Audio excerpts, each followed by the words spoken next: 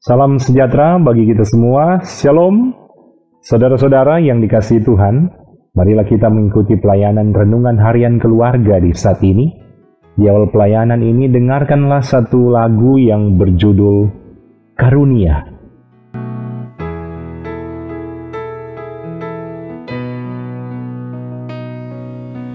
Berkat keagungan-Mu, Tuhan, berkat kemuliaan-Mu,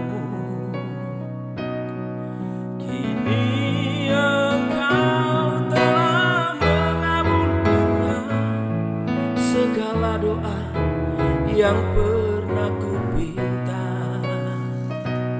Kini Dia telah menyadarinya, Tuhan, seakan tak lelah untuk berdoa,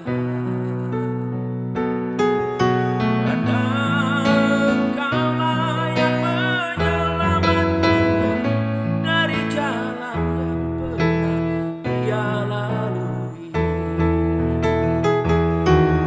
Tuhan, sadarkanlah semua insan di dunia agar hidup ini pun tentram dan damai. Tuhan, berikanlah sinar terang untuknya agar tak kegelapan datang padanya. Senandung doaku hanyalah bagi-Mu, Tuhan. Oh Tuhan, Engkau telah mengabulkannya.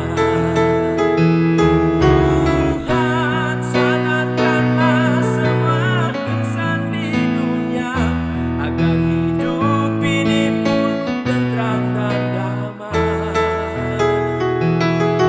Tuhan, berikanlah sinar terang untuknya agar tak kegelapan datang padanya.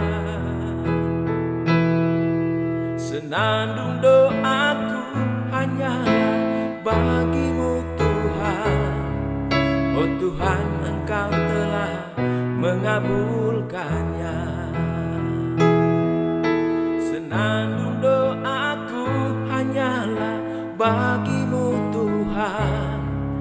Oh Tuhan, Engkau telah mengabulkannya.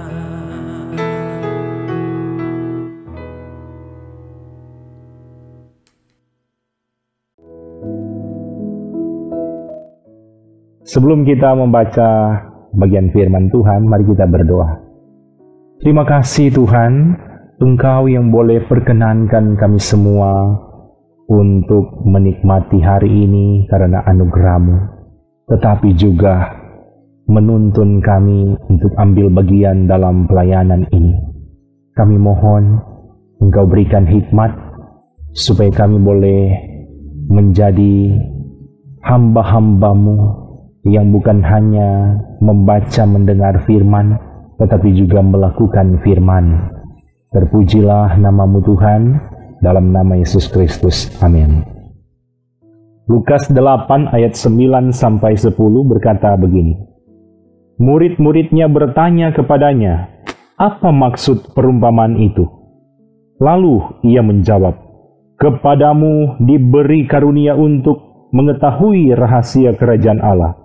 Tetapi kepada orang-orang lain, hal itu diberitakan dalam perumpamaan, supaya sekalipun memandang, mereka tidak melihat, dan sekalipun mendengar, mereka tidak mengerti. Tema renungan hari ini, karunia mengetahui rahasia kerajaan Allah. Saudara-saudara yang dikasihi Tuhan, kehidupan di dunia ini ibarat koin yang memiliki dua sisi. Begitu juga soal sikap dalam merespon firman. Ada orang yang dianugerahkan karunia untuk memahami, tapi juga ada yang menolak firman tersebut. Saudara-saudara, perikop di saat ini secara khusus Lukas 8 ayat 9-10 berada dalam rangkaian perumpamaan Yesus, khususnya perumpamaan tentang penabur.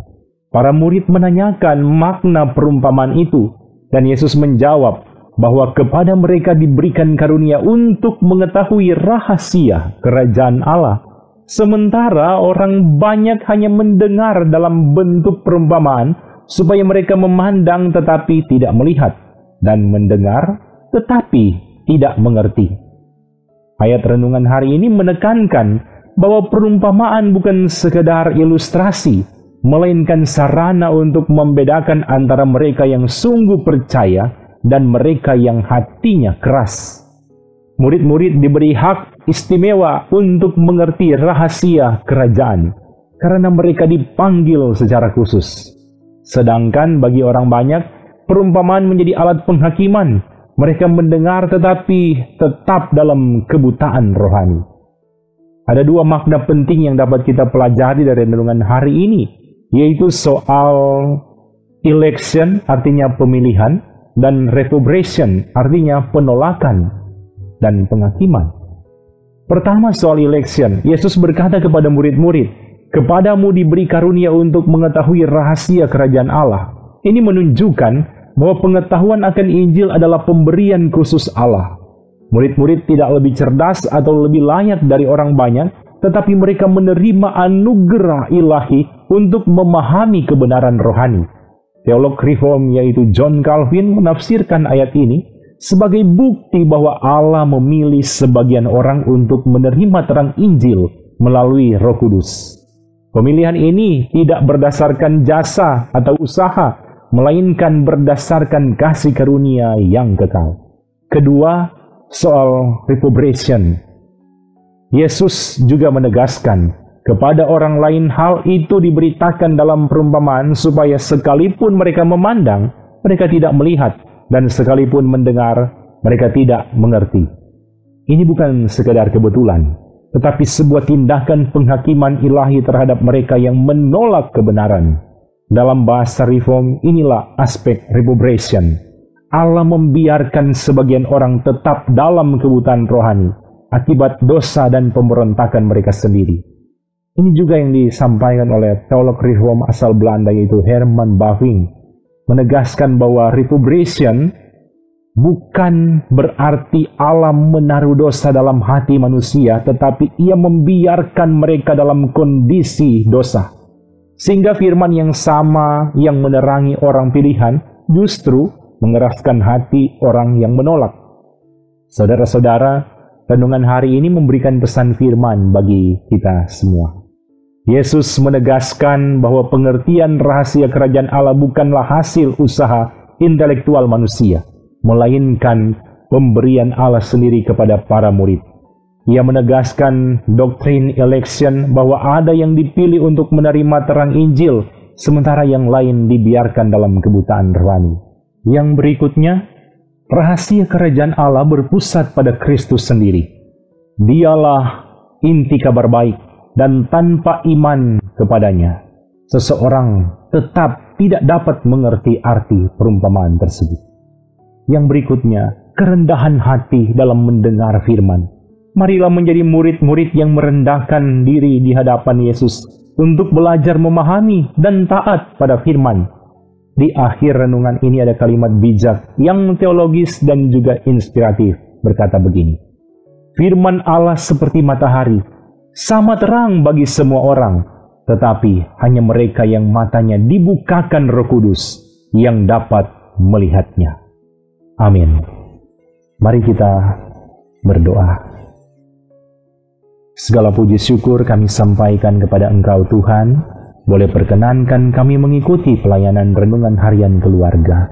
Biarlah firman Tuhan ini membuat kami menjadi pribadi-pribadi yang semakin taat dan setia di hadapan Engkau. Berkatilah semua anggota jemaat yang sudah mengikuti pelayanan ini ya Tuhan. Tuhan kiranya berkati mereka dalam keluarga mereka masing-masing. Di dalam nama Yesus Kristus kami sampaikan doa ini kepada-Mu Tuhan. Dan kami akhiri doa ini dengan doa Bapa kami yang sudah Engkau ajarkan kepada kami semua. Bapa kami yang di surga, dikuduskanlah nama-Mu, datanglah kerajaan-Mu, jadilah kehendak-Mu di bumi seperti di surga. Berikanlah kami pada hari ini makanan kami yang secukupnya, dan ampunilah kami akan kesalahan kami, seperti kami juga mengampuni orang yang bersalah kepada kami.